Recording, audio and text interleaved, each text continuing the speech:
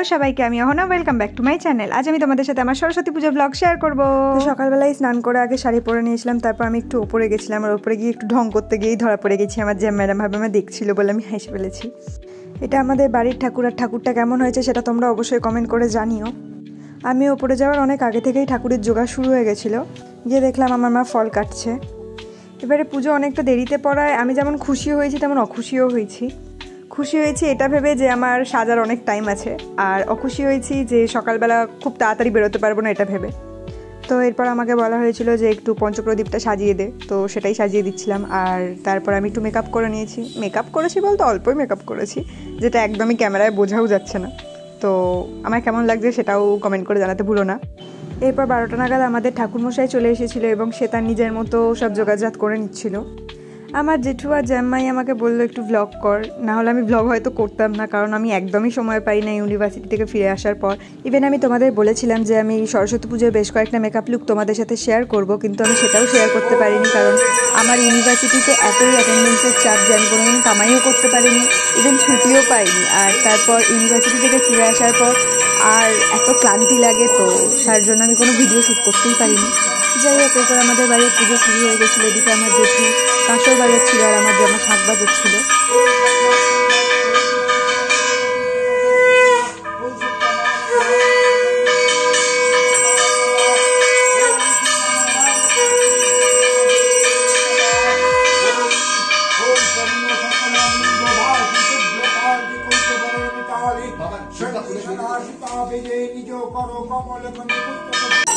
এরপরে আমাদের আরতি শুরু হয়েছিল, আর আরতিতে ঠাকুরমশাই এত স্পিডে আরতি করেছে যেটা দেখে আমি খুব হাসছিলাম। ঠাকুরমশাইকেও বলছিলাম যে আরতিটা এত জোরে করছো, তো সে বললো আমি যদি আজকে তাড়াতাড়ি না করি তো আমার অন্য জায়গায় পুজোগুলো হবে না।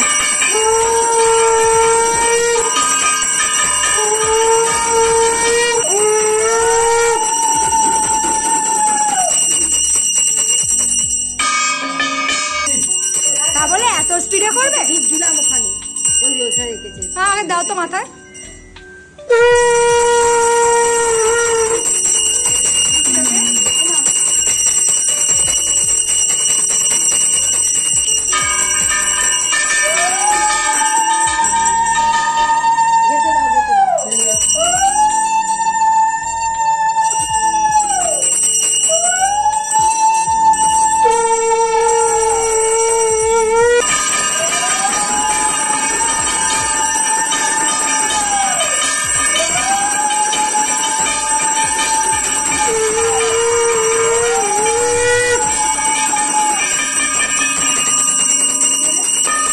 এরপর আমি নিজেই একটু ভিডিও করছিলাম, তারপর দেখি পেছন থেকে সূচনা উঁকিঝুঁকি মারছে, কিন্তু উঁকিঝুঁকি মেরে ও কী করতে চাইছিল আমি ঠিক বুঝতে পারছিলাম না।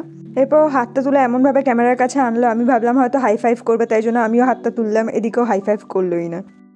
এরপর আমি আমার জ্যাম্মাকেও একটু ক্যামেরায় দেখালাম, আমার জ্যাম্মা এদিক থেকে হাই বললো। হাই বলার পর আবার বলছে এটা কি ভিডিও অ্যাড করবি? না হ্যাঁ, তো সেটাতেই আমরা হাসাহাসি করছিলাম। এরপর আমরা পুষ্পাঞ্জলি দিয়েছি, আর তারপর শুরু হলো হোম। তোমাদের হোমের ধোঁয়ার গন্ধ কি ভালো লাগে?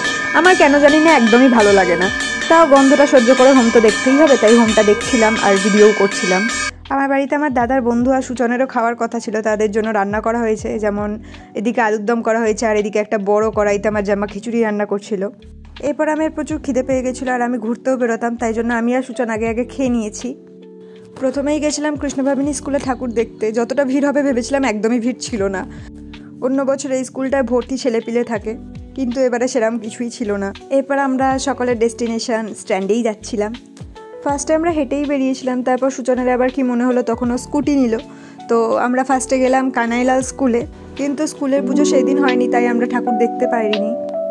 এরপর স্ট্যান্ডে গিয়ে দেখি কোথাও স্কুটি রাখার জায়গা নেই, আর সূচনের স্কুটিটা যেহেতু নতুন, ও সব জায়গায় রাখতে পছন্দ করে না, তাই কাছেই আমাদের ফ্রেন্ডের একটা ফ্ল্যাট আছে, তো সেই ফ্ল্যাটে গিয়েই ও স্কুটিটা আগে রেখে এলো। প্রথমেই আমরা হেঁটে হেঁটে আগে কলেজের ঠাকুর দেখতে এসেছি। এটা আমাদের কলেজের ঠাকুর যেদিন এসছে সেদিনই আমি কলেজের ঠাকুর দেখেছি, কিন্তু নিজের কলেজের ঠাকুর যতবার ইচ্ছে ততবার দেখা যায়, তাই না?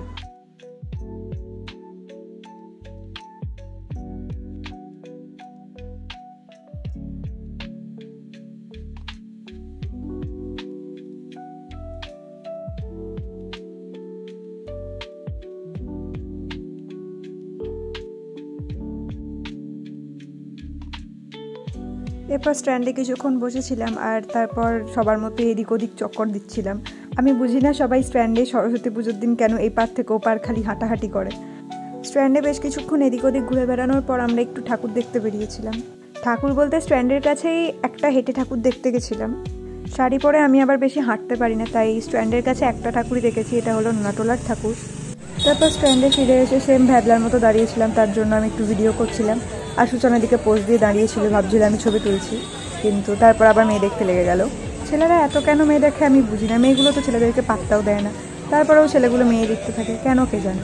এরপরই সূচনের জিগরি দোস্ত তার্য চলে এসেছিল আর এসেই আমার পেছনে লাগা স্টার্ট করে দিয়েছিল।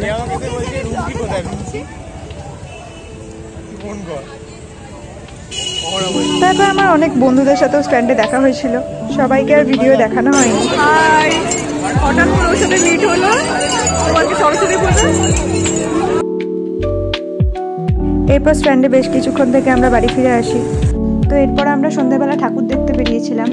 তো সবার প্রথমেই গেছিলাম আমরা একটু চুচড়োর দিকের ঠাকুর দেখতে। তো চুচড়োর দিকে কয়েকটা ঠাকুর দেখেছি আর তারপর হুগলি মহসিন দেখে আমরা আবার চন্দননগরে ফিরে আসি। তো আমরা কি কি ঠাকুর দেখেছি চলো তোমাদেরও দেখাই।